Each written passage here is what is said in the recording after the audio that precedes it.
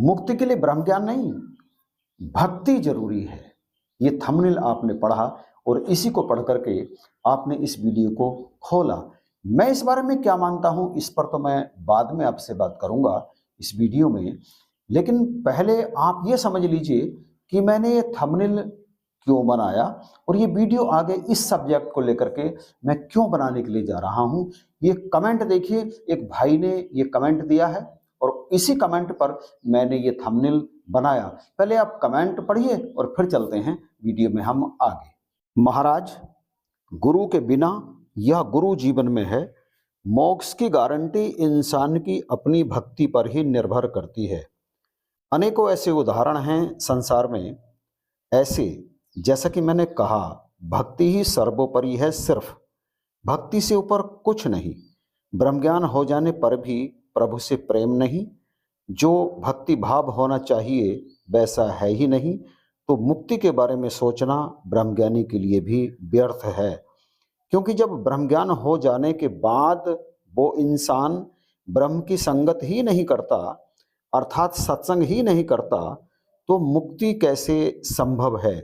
इसके विपरीत वो इंसान जो ब्रह्मज्ञानी नहीं है, पापी है या प्रभु का भक्त है, अगर ऐसा इंसान सच्चे हृदय से प्रभु का सिर्फ सिमरन करता है, भले ही उसे निरंकार के दर्शन नहीं होते, अंत समय तक इसी तरह जीवन जीता है और अंतिम श्वास लेते समय प्रभु का सिमरन करता है, मोक्ष को प्राप्त करता है। पापी से पापी मनुष्य जिसने कभी प्रभु का नाम नहीं लिया, इसकी भक्ति नहीं की, अगर ऐसा मनुष्य भी अपने अंत समय में, अपनी अंतिम श्वास में प्रभु का सिमरन कर लेता है, इसको याद कर लेता है, तो ये दयालु प्रभु उस पापी मनुष्य की आत्मा को भी मोक्ष दे देता है। इसके बारे में श्रीमद् भगवत गीता में बताया गया है। ब्रह्म ज्ञान होना मुक्ति की गारंटी नहीं। मुक्ति के लिए भक्ति जरूरी है या अंतिम सांस में प्रभु का ध्यान जरूरी है। आपने कमेंट सुना और पढ़ा, तो मुझे लगता है कि आप में से अधिकांश इस कमेंट से सहमत होंगे। भक्ति सर्वोत्तम है ही, और कहा भी गया है, भक्ति सुख के सामने ब्रह्मानंद तुच्छ होए, कोटि गुना करें ब्रह्म सुख भक्ति सम ना होए। यानी ब्रह्म का जो आनंद है वो भक्ति के बराबर है ही नहीं। और इसीलिए कबीरदास जी ने भी कह दिया कि राम बुलावा भेजिया दिया कबीरा रोए, जो सुख साधु संग में सो वैकुंठ ना होए। भक्ति तो सर्वोत्तम है ही। यदि इस ब्रह्म के ज्ञान को प्राप्त कर भी लिया और भक्ति नहीं कर रहा है, यानी सत्संग में नहीं जा रहा है, तो मुक्ति संभव है ही नहीं। निसंदेह, इसमें जरा भी संदेह की गुंजाइश नहीं है। और मैं इस बात का पूरी तरह से समर्थन करता हूं। और इन्होंने जो कहा कि पापी से पापी व्यक्ति भी यदि अपने अंत समय में प्रभु का स्मरण कर लेता है, तो प्रभु उसको भी मोक्ष प्रदान करते हैं। श्रीमद् भगवत गीता भी इस बात की गवाही देती है। देखिए क्या लिखा है श्रीमद् भगवत गीता में। तत्व विवेचनी गीता, पेज 282। ये गीता प्रेस गोरखपुर से प्रकाशित। श्लोक संख्या 5। अंत काले च मामेव स्मरन् मुक्त्वा कलेवरम, यह प्रियाति सह मदभावम याति नास्ति यत्र संशय। जो पुरुष अंत काल में भी मुझको ही स्मरण करता हुआ शरीर को त्याग कर जाता है, वह मेरे साक्षात स्वरूप को प्राप्त हो जाता है। इसमें कुछ भी संशय नहीं है। श्री रामचरितमानस में भी लिखा है, जाकर नाम मरत मुख आवा, यानी मरते समय जिसके मुख में इस परमात्मा का नाम आ जाता है, जाकर नाम मरत मुख आवा, अधमौ मुकत होई श्रुति गावा। कि अधमौ, जो अधम से अधम प्राणी भी है, वो भी मुक्ति को प्राप्त हो जाता है, ऐसा श्रुति यानी उपनिषद भी कहते हैं। तो संदेह तो नहीं लगता इसमें बिल्कुल भी कि ब्रह्म ज्ञान मुक्ति की गारंटी नहीं, भक्ति मुक्ति की गारंटी है।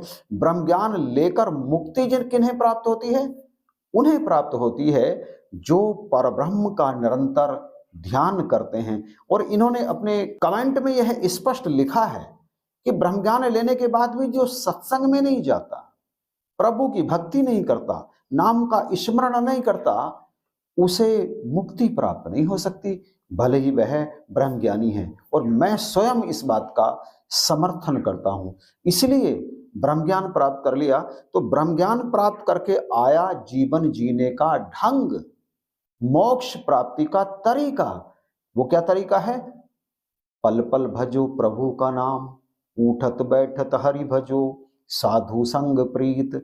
ये सब श्वास श्वास सिमरो गोविंद। और ये सिमरना क्यों जरूरी है?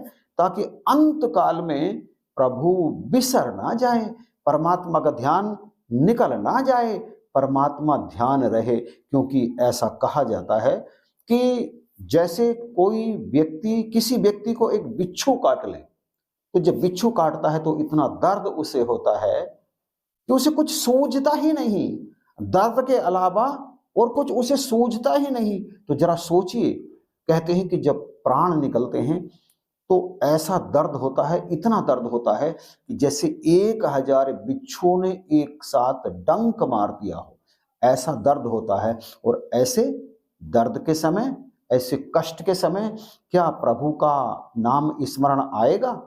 बिल्कुल भी नहीं आएगा। कब आएगा?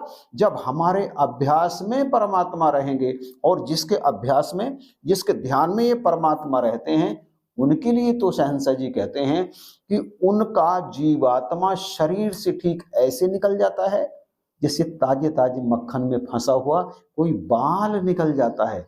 उसे कष्ट नहीं होता। 1000 बिच्छू छोड़िए, एक बिच्छू के काटने का भी उसे कष्ट नहीं होता, क्योंकि वो तो परब्रह्म में लीन है ना। इसलिए ब्रह्म का ज्ञान यदि प्राप्त किया है तो इस ज्ञान को जीवन में उतारना पड़ेगा। फिर मोक्ष जीते जी ही प्राप्त करना चाहिए। घर में सुख हो, शांति हो, सहमति हो, आप दूसरों की बात माने, दूसरे आपकी बात माने, आपस में सलाह मशवरा हो और संसार में निर्लेप भाव से जीवन जीते चले जाएं। इसे कहते हैं ब्रह्म सुख। और ब्रह्म सुख को यदि करोड़ों गुना भी कर दिया जाए तब भी वो भक्ति सुख के बराबर है ही नहीं। इसीलिए सगुनोपासक मोक्ष न लेनी, तिन कहूँ राम भक्ति निज दीनी। ऐसे भक्तों को भगवान अपनी निज भक्ति देते हैं जिन्हें मोक्ष की आवश्यकता नहीं है, या जिन्हें मोक्ष नहीं चाहिए। उन्हें तो पल पल परमात्मा से साक्षात्कार होता रहे, परमात्मा से बात होती रहे, परमात्मा के आनंद में वो अपने जीवन को जीते चले जाएं, जीते चले जाएं। क्या आप नहीं चाहते भक्ति के इस परम सुख को? ये है परम सुख कि परमात्मा के ध्यान में अपने जीवन को व्यतीत करते चले जाएं। जितने कार्य हैं वो सारे के सारे होते चले जाएं। वो कार्य तो ये परमात्मा ही करते हैं ना, हमें तो बस इनका ध्यान करना है, इनमें अपने आप को डुबोए रखना है, सारे कार्य स्वतः ही होते चले जाते हैं। तो आप कमेंट करके बताइएगा जरूर कि आपको ये वीडियो कैसा लगा है।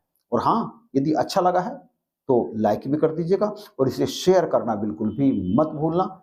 चैनल पर यदि नए हैं तो आप इसे अभी सब्सक्राइब कर लीजिएगा। इन्हीं शब्दों के साथ इस वीडियो को देखने के लिए आपका धन्यवाद।